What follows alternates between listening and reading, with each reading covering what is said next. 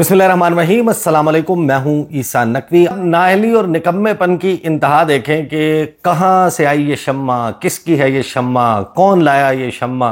ये हुकूमत बयानिए की जंग में सोशल मीडिया में इतनी पीछे है कि तमाम तर रिसोर्सेज लगाने के बावजूद, यानी कुजा ये कि आप इमरान खान की जमात का, जिसका सोशल मीडिया जो है वो इनसे कई दहाइयाँ आगे, आप उसका मुकाबला करें, आप एक शम्मा जुनेजो के मामले को जो है वो नहीं हैंडल कर पा रहे, नहीं टैकल कर पा रहे। और इस वक्त जो लोग मुस्लिम लीग नून के हामी समझे जाते हैं, जिनकी आवाज़ें हमेशा मुस्लिम लीग नून के हक में उठती हैं, आप तलत हुसैन के जाके ट्वीट्स देखें, आप नजम सेठी की इसके ऊपर गुफ्तगू सुने, आप इसमें एक के बाद एक जो है वो तज्जियाकार और सहाफ़ी की बात सुने, आप सबके सब सर पकड़ के बैठे कि ये शम्मा जुनेजो का मामला इनसे हैंडल ही नहीं हो पा रहा। वो भी बड़े सख्त सवाल कर रहे हैं।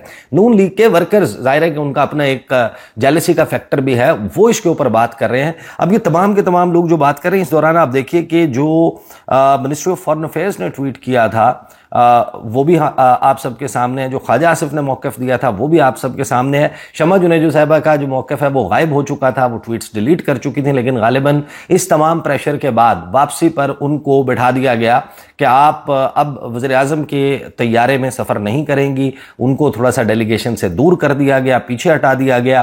तो वो गालिबन जो है वो अब रिएक्टिव हो गई हैं, और रिएक्टिव होकर उन्होंने जो ट्वीट किया, पहले वो आपको ये तस्वीर है जी, उन्होंने जो पोस्ट की है तस्वीर वो ये है। ये तस्वीर मैं आपको समझाता हूँ कि इसके ऊपर लिखा हुआ क्या है, और ये जो लिखा हुआ है ये किस तरीके से एक बहुत बड़ा डिनायल है।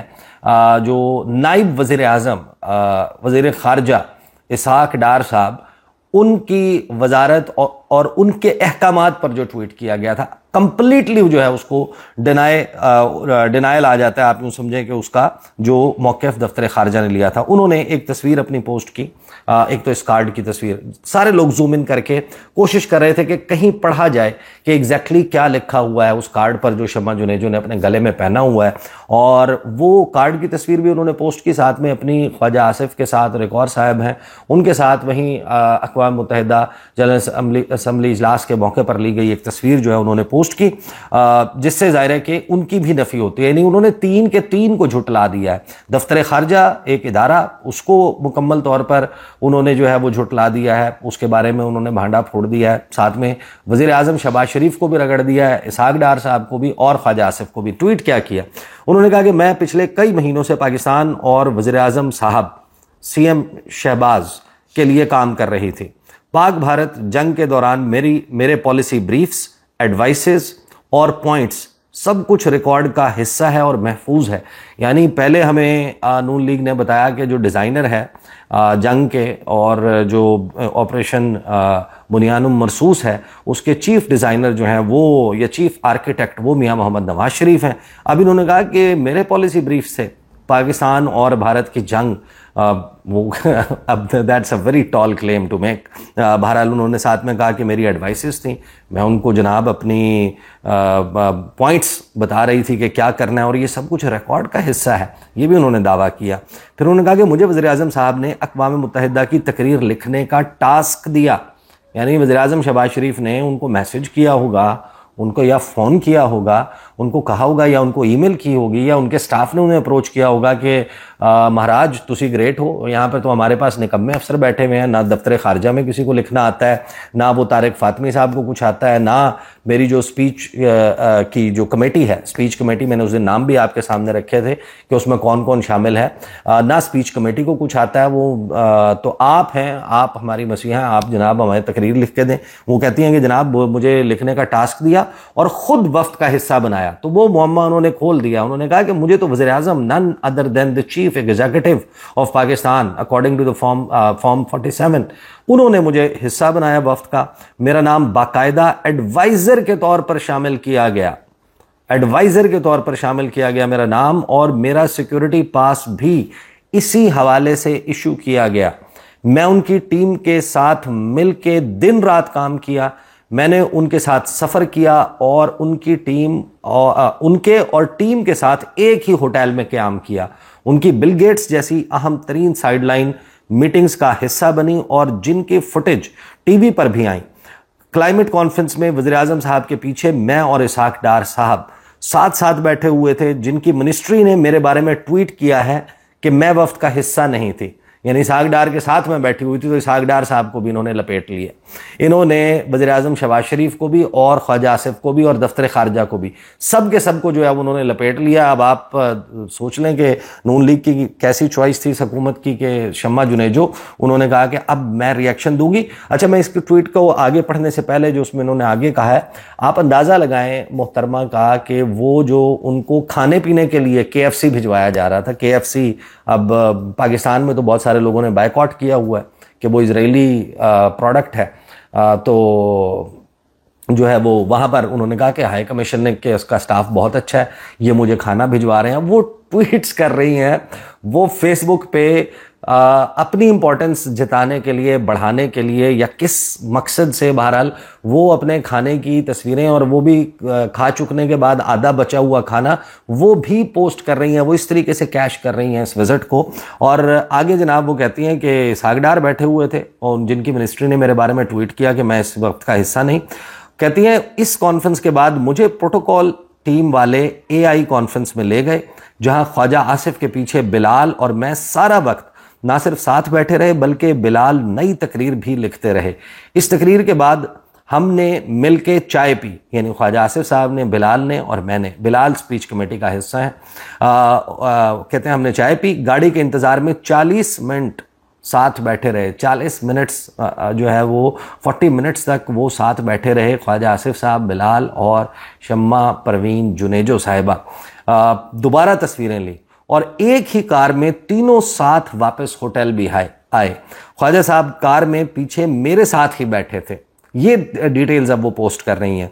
आखिरी दिन वज़ीर आज़म की तकरीर के वक्त भी मैं सबके साथ अक़वाम मुत्तहिदा में थी, जहां ख्वाजा आसिफ मेरे सामने बैठे हुए थे और हम सब ने मिल के वज़ीर आज़म के लिए तालियां बजाईं। वज़ीर आज़म की तारीखी तकरीर सिर्फ मेरी लिखी हुई नहीं थी, बल्कि हम सब के टीम वर्क का हिस्सा थी और हम सब की मेहनत शामिल थी। मेरी वापसी की फ़्लाइट भी पहले ही तय थी और मुझे मिशन प्रोटोकॉल वाले खुद एयरपोर्ट तक ड्रॉप करने आए। अब ख्वाजा साहब ऐसे बयान क्यों दे रहे हैं और किस एजेंडे के तहत अपनी हुकूमत के एक तारीखी दौरा को बदनाम कर रहे हैं, वो वज़ीर आज़म साहब को उनसे पूछना चाहिए, क्योंकि उनकी अथॉरिटी चैलेंज हुई है, मेरी नहीं। और ये वो तस्वीर है जो उन्होंने पोस्ट की और इस तस्वीर के ऊपर उन्होंने लिखा क्या, जुनेजो मिस शम्मा परवीन यूनाइटेड नेशंस। जो उनका कार्ड है उसके ऊपर यूनाइटेड नेशंस का कार्ड, और ये मोस्ट प्रोबेबली मशीन रीडेबल है। इसके ऊपर पाकिस्तान एडवाइजर 30 सितंबर 2025 इसके ऊपर लिखा हुआ है, which means and there is no possibility कि हमारा जो परमानेंट मिशन है, जो हमारे PR परमानेंट रिप्रेजेंटेटिव हैं आसिम इफ्तिखार साहब, उनकी इन्वॉल्वमेंट के बगैर, उनकी तरफ से नाम भिजवाए बगैर इनको ये कार्ड जारी होता। ये मुमकिन ही नहीं कि आप कोई भी बंदा चीट करते हो वो एक डेलीगेशन का हिस्सा ना हो और वो शामिल बाजा के तौर पे साथ साथ चलता हुआ जो जनाब हॉल में पहुंच जाए, UN सिक्योरिटी काउंसिल इजलास में शिरकत कर ले, वहाँ पर एक डेलीगेशन के एक वफ्द के जो हेड हैं वहाँ पर जो तकरीर कर रहे हैं उनके अकब में बैठा हो, ये मुमकिन ही नहीं है। और शम्मा जुनेजो साहिबा ने अब ये सारी तफसीलात सामने रख दी हैं। अब इसका ज़ाहिर है कि इम्पैक्ट क्या आता है, क्या इसके बाद वो मज़ीद कुछ तफसीलात, यानी गाड़ी की, उन्होंने गाड़ी में साथ बैठने की और 40 मिनट तक गाड़ी का इंतज़ार करने की और उस दौरान चाय पीने की, खुशकपियाँ लगाने की, तस्वीर लेने की, ये डिटेल्स उन्होंने दे दी हैं। वो मज़ीद कौन कौन सी डिटेल्स देना चाहती हैं, अपने जो इंटरेक्शंस हैं जो उनके over a period of time रहे हैं पाकिस्तान मुस्लिम लीग नवाज़ के साथ। लेकिन इस वक्त बाकायदा एक एक्टिव डिबेट चल रही है कि ख्वाजा आसिफ साहब, जिनके हवाले से पहले ADCR सियालकोट वाला मामला हुआ, फिर उनका जो हाइब्रिड वाला बयान है, और इसको वो कहते हैं कि जनाब हाइब्रिड तो बहुत अच्छा होता है और हमें 30-35 साल पहले ही अगर अडॉप्ट कर लेते तो वो सियासी हादसे ना होते जो होते आए हैं। ये सारी बातें उसकी वजह से ख्वाजा आसिफ साहब के बड़े मसाइल जो हैं वो चल रहे थे। फिर उन्होंने जो बयानात दिए सऊदी अरब के हवाले से, जो उन्होंने न्यूक्लियर अम्ब्रेला की बात की, वो इससे पहले जो बयानात दे चुके हैं, जो वेस्ट को उन्होंने कहा कि हाँ हम करते रहे हैं, और एन उस वक्त जब इंडिया हमारे ऊपर इल्ज़ाम लगा रहा था पहलगाम इंसिडेंट का, तो उस वक्त उन्होंने बड़े फ़ख्र से कहा, उन्होंने कहा हम माजी में हार्बर करते रहे हैं टेररिस्ट को, और ये सारी चीज़ें उन्होंने ऑन द रिकॉर्ड कह दी बतौर वज़ीर दिफा उनको शायद ये बात, शायद क्या यकीनन उनको ये बात नहीं करनी चाहिए थी। और फिर उसके बाद अब जो लंदन में वाक़या हुआ, जहाँ पर इसहाक डार साहब की तकरीर और इनकी तकरीर, जो मुस्लिम लीग नून का इवेंट था, वो क्रॉसवाइज अपोज्ड थे, एक दूसरे को नेगेट करते हुए नजर आ रहे थे। और फिर जो कुछ यूएन में हुआ है, तो बहुत सारे लोग अब ये तबसरा कर रहे हैं कि ख्वाजा आसिफ साहब आने के बाद शायद या तो बिल्कुल उनकी ज़बान बंदी हो जाएगी या फिर वो बहुत अरसा अपनी वजारत पर नहीं रहेंगे। गले में बैच पहना हुआ है, इस पर क्या लिखा है वो तस्वीर शम्मा जुनेजो साहिबा ने लीक कर दिया, उन्होंने पोस्ट कर दिया है ऑनलाइन, और अब उसके ऊपर बड़े तबसरे हो रहे हैं। शहबाज शरीफ साहब के पल्ले तो उन्होंने कख नहीं छोड़ा। जो कुछ शम्मा जुनेजो ने कहा है बड़ी कंट्रोवर्सी बन गई है, और कुछ उनके नए ट्वीट्स इसराइल के हवाले से उनके ऊपर बड़ा तबसरा हो रहा है। नए से मुराद ये है कि नए ट्वीट्स तो नहीं है, ट्वीट्स माजी के हैं, लेकिन उसमें वो जो गुफ्तगू करते हुए नजर आ रही हैं वो अब सरफेस हुए हैं दोबारा से। लोग जाहिर है कि अब उनके प्रोफाइल में माजी में वो क्या क्या कुछ लिखती रही हैं उसका पता लगा रहे हैं, वो पोस्ट कर रहे हैं। तो मैं आपके सामने, आपको बैकग्राउंड पता है, नई चीजें रखूंगा। एक तो ख्वाजा आसिफ साहब ने जो इंटरव्यू दिया शहजाद इकबाल को, उसमें उनके दो क्लिप्स मैं आपको सुनवाऊंगा उन्होंने क्या बात की है। फिर बैरिस्टर अकील, उन्होंने किरण नाज को एक इंटरव्यू दिया, उस इंटरव्यू में बैरिस्टर अकील क्या बात करते हुए नजर आ रहे हैं। और फिर जो कंट्रोवर्सी जो है वो अब इस कदर उसका स्केल बढ़ गया है, आप अंदाजा लगाइए कि पाकिस्तान का once very prestigious foreign service of Pakistan, वो महकमा जो है वो अब बड़ा लाइमलाइट में आया हुआ है, फोकस हुआ हुआ है। और ये जाहिर है कि शाखसाना है दो अहम तरीन वुज़रा की लड़ाई का, इसहाक डार साहब और ख्वाजा आसिफ साहब। वो नज़र आता है वाज़े तौर पर कि उनके दरमियान बिल्कुल नहीं बन रही, और शहर इक़्तिदार में अब इस सारे कज़ियों को लेकर ये पेशगोइयाँ हो रही हैं। और मैं नॉर्मल यानी कि बिल्कुल एवरेज जो तज्ज़ियाकार है मैं उनकी बात नहीं कर रहा। इस वक्त जो पावर कॉरिडोर्स हैं वहाँ पर लोग ये चमगोइयाँ कर रहे हैं कि इस लड़ाई के का जो मुंतज होना है, ये लड़ाई मुंतज होगी ख्वाजा आसिफ साहब को मुमकिना तौर पर अपनी वजारत से हाथ धोना पड़ सकते हैं, या फिर उनको बिल्कुल एक शड़प कॉल देकर उनको बैठा दिया जाएगा कि अब आपने बात नहीं करनी, आप जितनी बात कर रहे हैं उससे नुकसान हो रहा है। और ख़ास तौर पर एक ऐसा वक्त जब मुस्लिम लीग नून ने गालिबन जश्न मनाना था कि हम बड़ा ज़बरदस्त काम कराए हैं न्यूयॉर्क में और वाशिंगटन DC में, हमको बहुत ज़बरदस्त मुलाकातें कराए हैं, वो मौका जो है वो ज़ाया हो गया है। दो इस वक्त स्टोरीज़ हैं जिन्होंने तमाम की तमाम अटेंशन मीडिया की ली हुई है। एक ख्वाजा आसिफ साहब का जो इंटरव्यू है मेहदी हसन को, और दूसरा मामला है शम्मा जुनेजो का। शम्मा जुनेजो वाले मामले में जो कुछ हुआ है पहले मैं आपको ज़रा सुनवा देता हूं कि जो गुफ्तगू